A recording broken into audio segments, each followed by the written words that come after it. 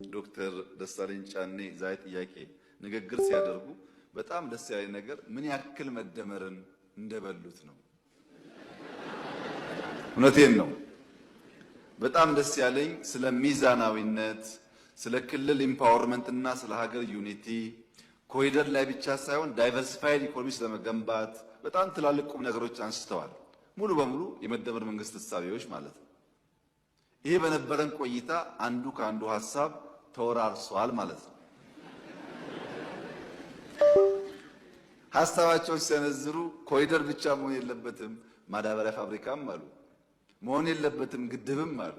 ስለዚህ አቋማችን በብዙ ጉዳይ እየተቀራረበ ስለመጣ በጋራ የምንሰራበትን ነገር ብናሰፋ ጥሩ ነው ለማለት ብዬ ነው። ለ5 ዓመታት በፓርላማ ቆይታቸው በጠንካራ ጥያቄዎቻቸው የሚታወቁት ዶክተር ደሳለኝ ከጠቅላይ ሚኒስትር ዶክተር አብይ አህመድ ጋር በምትመለከቱት መልኩ ሲጨዋወቱ ተስተውሏል። ጠቅላይ ሚኒስትር ዶክተር አብይ አህመድ ረፋዱ ላይ የመደመር ፍልስፍናን በጽኑ ሲተቹ ከነበሩት ከደሳለኝ ጫኔ ጋር አብሮ ለመስራት ጥሪ ማቅረባቸው ይታወሳል። ጠቅላይ ሚኒስትሩ በሰጡት አስተያየት ደሳለኝ ጫኔ የመደመርን ፍልስፍና በሚገባ መረዳታቸውና አብሮ ለመስራት ዝግጁ መሆናቸውን ጠቅሰዋል።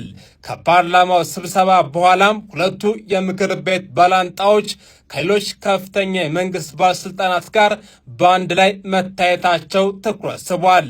ይህ መገናኘት በሀገሪቱ ፖለቲካ ውስጥ አዲስ የትብብር አቅጣጫን ያስከትላል ወይ እየተጠየቀ ይገኛል።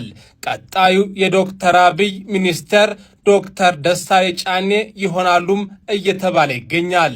ስለ ጉዳዩም ትላላችሁ። ተጨማሪ መረጃ ፎሎ ማድረጋችሁ እንዳዘነጉ። ዶክተር ደሳለኝ ጫኔ የመደመር ጽንሰ ሐሳብ በደንብ የገባው ምሁር ሰው ስለሆነ አብረን እንድንሰራ ፈልጋለሁ ሲሉ ጠቅላይ ሚኒስትር ዶክተር አብይ አህመድ ጥሪ ያቀረቡ። ዶክተር ደሳለኝ ጫኔ ግን በበኩላቸው ባለፉት ዓመታት የኢትዮጵያ ሕዝብ የከፈለው ዋጋ እጅግ የበዛና ከባድ ነው። እርስዎ ስልጣን ላይ ሲቀመጡ የገቡት የሰላምና የብልጽግና ቃል ኪዳን ቢሆንም በተግባር ያየነው ግን ተገላቢጦሽን ነው በማለት ወቅሰዋል። የመደመር ትረካ መዋቅራዊ ስብራት እንደገጠመውና መንግስት ችግሮችን በኃይል ከመፍታት ወጥቶ ሁሉንም የታጠቁ ኃይሎች ወደሚያሳትፍ እውነተኛ የፖለቲካ ድርድር መሻገር እንዳለበትም አሳስበዋል። በኦሮሚያ በአማራና በሌሎች ክልሎች ያሉ ግጭቶች፣ እገታዎችና የጦርነት ስጋቶች የዜጎችን የመኖር መብት መንፈጋቸውንም ጠቁመዋል። የመንግስት የቁጥር ስኬቶች ከእውነታው ጋር እንደሚጋጩ ገልጸው የቤት ኪራይ ከዜጎች ወርሃዊ ገቢ በላይ መሆኑንና መካከለኛው ነዋሪ ጠፍቶ ማህበረሰቡ በድህነት እየማቀቀ እንደሚገኝ አጋልጠዋል። ሀሳባችሁን በኮሜንት አጋሩ። ፎሎ ማድረግ ቤተሰብ ሆኖ ታደሰ ጫኔ እንግዲህ ዛሬ ፓርላማ ላይ ብዙ ጥያቄ ጠቆ ዶክተር አብይ ባክ እንዳታስረው እባክህ አብቹ ዶክተር ታደሰ ጫኔን ማለት ጫኔ ያለ ጥያቄ ጠይቋል።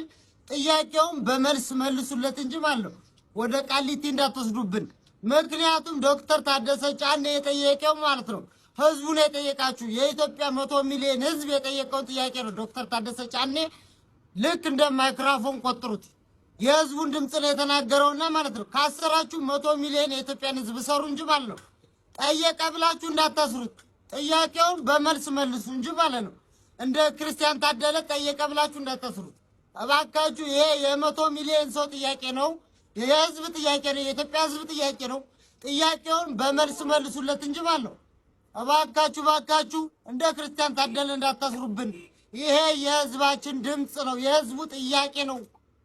ወጣቱ ስራ አጥቷል። ህዝቡ ተንገላቷል። ኑሮ ተወዷል። ኑሮ አናታችን ላይ የጨፈረ ነው።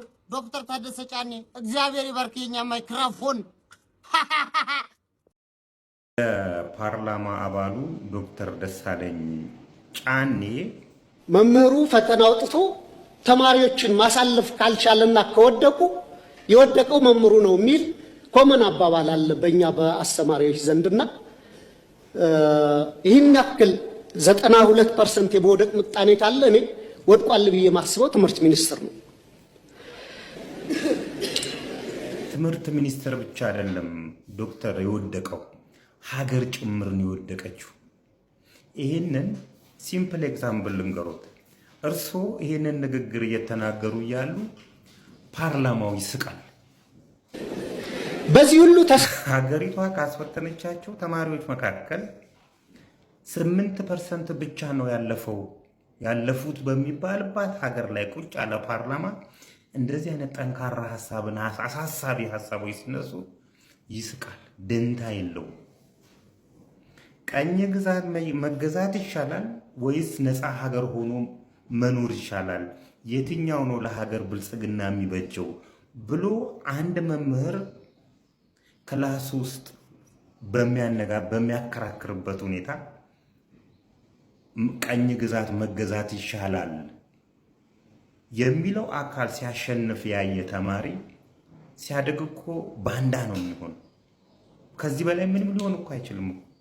እውቀት ይሻላል ወይስ ሀብት ይሻላል፣ ገንዘብ ይሻላል ብሎ አከራክሮ ገንዘብ ይሻላል የሚለው ግሩፕ ሲያሸንፍ የሚያይ ተማሪ ምንድን ነው የሚሆነው? ስራ ሲይዝ እኮ ሌባ ነው የሚሆነው እኮ። ሰርቆ ሀብታም መሆን ነው። ቢኮዝ ሀብታምነት ይሻላል ተብሏል። ይሄ ነው እኮ ምንም የማይወዳደሩ ነገሮችን በእንደዚህ አይነት ሁኔታ የትምህርት ፖሊሲያችን የዘቀጠ የትምህርት ፖሊሲ ይዘን ጃፓንና ቻይናዎችን ያቸው። በተለይ ጃፓኖች ስነ ምግባርን በምን አይነት ደረጃ እንደሚያስተምሩ። ሀገርን እኮ የሚሰርቅ ሰው እኮ የለም እኮ ጃፓን ላይ። መሰረቱ ትምህርት ስለሆነ ነው፣ ህፃናት ላይ ጭምር ስለተሰራ ነው እንደዚህ ሆኖ። የኛ የትምህርት ፖሊሲ በወያኔ ጊዜ አገር የግል ትምህርት ተቋማት አሉ፣ ዲግሪን ማስትሬትን ከሼልፍ ላይ አንስተው የሚሸጡ ቀላል የሆነበት ጊዜ። አሁን ደግሞ እነሱን ስንገላገል 92% ከሀገሪቷ ተማሪዎች ወድቀዋል ብሎ በኩራት የሚያወራ ትምህርት ሚኒስቴር ይሄን ሲነገረው የሚስቅ ፓርላማ። ትምህርት ሚኒስቴር አይደለም የወደቀው፣ ሀገር ጭምር ነው የምትወድቀው። ለገቢዎች ቢሮ ሄዶ 12 ሚሊዮን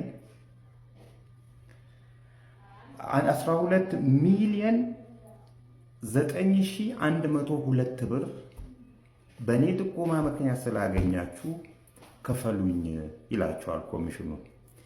አንቲ ኮራፕሽን ኮሚሽንም የፌዴራል ፖሊስም እንዲከፈለው ብሎ ይጽፋል። ገቢዎች ግን የጠቆምከውና የተገኘው ሪዛልት አንድ አይነት ስላልሆነ አይገባም የሚል መልስ ይመልስለታል። ይሄ ጉዳይ ሚኒስትሯ ድረስ የገቢዎች ሚኒስትር ድረስ ሚኒስትሯ ድረስ ሄዶ መፍትሄ አላገኘ ነው። ቢኮዝ ኮዙና ውጤቱ የተለያየ ነው ማለት ነው።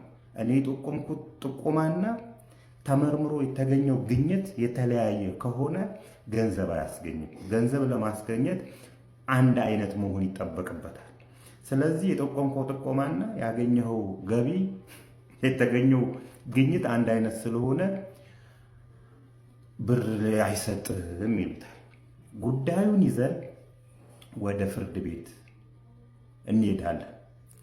ፍርድ ቤት ላይ ገቢዎች ምን ቢለን ጥሩ ነው? 12 ሚሊዮኑን ከሚውዚክ ሪቮሉሽን ላይ አልሰበሰብኩትም አላለንም።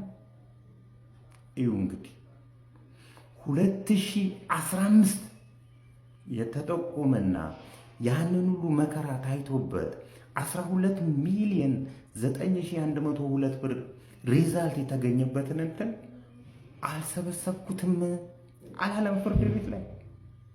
ለካ እዛ ጋር አይገባችሁም፣ አይገባም፣ ይሄ ብር ጭብጡና ጥቁማው የተለያየ ነው ያሉት ለካ ይሄኔ ከሚውዚክ ሪቮሉሽን ጋር ሆነው